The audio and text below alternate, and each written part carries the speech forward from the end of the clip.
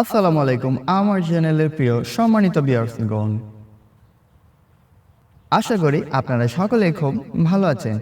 আজকে আমার ভিডিওর যেই টপিক সেটি হচ্ছে আমাদের যাদের এসবিআই ট্রাভেল কার্ড আছে, অর্থাৎ আমরা যারা ইন্ডিয়ান ভিসা আবেদনের জন্য $150 এন্ডোর্স করার ক্ষেত্রে যে এসবিআই ট্রাভেল কার্ডটি ইন্ডিয়ান এম্বাসি থেকে অথবা হচ্ছে এসবিআই স্টেট ব্যাংক থেকে করে থাকি, সেই কার্ডের মধ্যে যে অর্থগুলো অর্থাৎ $150 থাকে। সাপোজ আমরা যদি কোনো কারণে ইন্ডিয়া না যাই অথবা ইন্ডিয়া গিয়েও যদি আমরা সেই টাকা উত্তোলন না করি, তো সেই ক্ষেত্রে হচ্ছে আপনাদের কার্ডের মধ্যে অবশিষ্ট এই $150 আপনারা নিজ দেশ থেকে কিভাবে উত্তোলন করবেন তারই ধারাবাহিকতায় আজকে হচ্ছে আমি আপনাদের সামনে আলোচনা করব।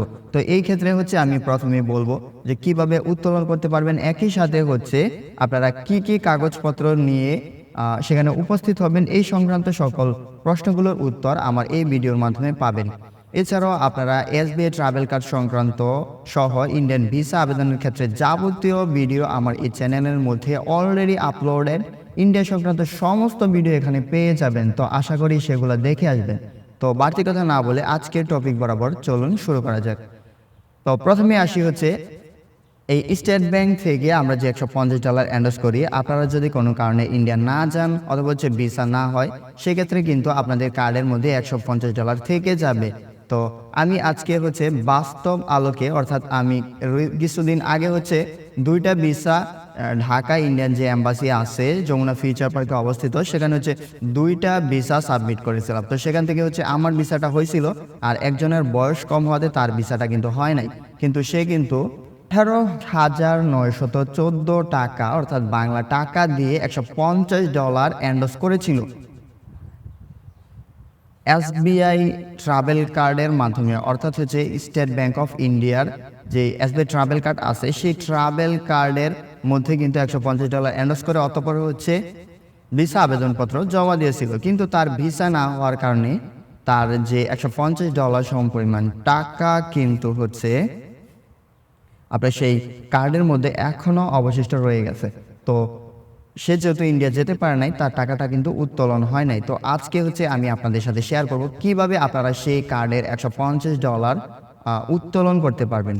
তো তার জন্য হচ্ছে আপনারা সোজা চলে যাবেন ঢাকার গুলশানে অবস্থিত state bank of India country office Bangladesh operation, অর্থাৎ বাংলাদেশের অবস্থিত স্টেট ব্যাংক এর যে একটা হেড অফিস আছে যেটা হচ্ছে গুলশানে অবস্থিত। আর এর লোকেশনটা যদি আপনাদেরকে খুব ভালোভাবে ডিসক্রাইব করি, সেটা হচ্ছে নামাজা প্রিস্টিন প্যাভিলিয়ন, যেটা হচ্ছে 12 তলাতে 128 গুলশান এভিনিউ সার্কেল 2 ঢাকা 1212। অর্থাৎ এখানে হচ্ছে ওনাদের ল্যান্ড ফোন সকল কিছুই দেওয়া থাকবে। তো আপনারা হচ্ছে যাদের কার্ডের টাকা আছে এবং হচ্ছে দেশ থেকে উত্তোলন করতে চাচ্ছেন, আপনারা সোজা চলে যাবেন এই লোকেশনে। আর সেখানে যাওয়ার ক্ষেত্রে আপনারা কি কি কাগজপত্রগুলো নিয়ে যাবেন, একটা জিনিস খেয়াল করুন, আপনারা যদি এর কোনো একটি কাগজ না নিয়ে যান বা মিসিং হয়, তাহলে কিন্তু হচ্ছে আপনাদের যে টাকাটা আছে সেটা উত্তোলন করতে পারবেন না। কারণ হচ্ছে ওনারা অনেক রকমের ইস্যু দেখায়। নর্মালিভাবে কিন্তু আপনার টাকা আপনি পাওয়ার যোগ্যতা রাখেন, কিন্তু ওখানে গেলে হচ্ছে অনেক রকমের ঝামেলা করে। তো আজকে আমি এই জিনিসগুলোই শেয়ার করব যে কি কি কাগজপত্র নিয়ে আপনারা হচ্ছে এই গুলশান সার্কেল 2-এ এসবিআই যে বাংলাদেশে অবস্থিত যে হেড অফিস আছে বা মূল অফিস আছে, সেখানে কি কি কাগজপাতি নিয়ে গেলে আপনাদের টাকাটা উত্তোলন করতে পারবেন। তো প্রথমে আপনাদের যে জিনিসটা এক নম্বরে সেটা হচ্ছে নির্ধারিত ব্যক্তি, অর্থাৎ যে ব্যক্তি এসবিআই থেকে এই ট্রাভেল কার্ডটা তৈরি করেছেন যার নামে, ওই ব্যক্তিকে অবশ্যই সশরীরে উপস্থিত হতে হবে। আর 2 নম্বর যে জিনিসটা লাগবে সেটা হচ্ছে মূল পাসপোর্ট এবং হচ্ছে তার সাথে একটা কপি। অবশ্যই আপনাকে মূল পাসপোর্ট সহকারে সেখানে গিয়ে উপস্থিত হতে হবে। পাসপোর্টের কপি অথবা হচ্ছে স্ক্যান কপি এগুলো দিয়ে কিন্তু কখনোই আপনি টাকা উত্তোলন করতে পারবেন না। আপনাকে অবশ্যই মূল পাসপোর্ট সহকারে সেখানে উপস্থিত হতে হবে। আর 3 নম্বরে যেটা নেবেন সেটা হচ্ছে আপনার যে কার্ডের সাথে যে কাগজপাতিগুলো এবং হচ্ছে পিনের যে কাগজটা দিচ্ছে, অর্থাৎ মূল যে এসবিআই ট্রাভেল কার্ড আছে এই কার্ড এবং হচ্ছে এই কার্ডের সাথে যে কাগজপাতিগুলো দিছিল, এই সকল কাগজপাতিগুলো কিন্তু সেখানে প্রয়োজন হবে।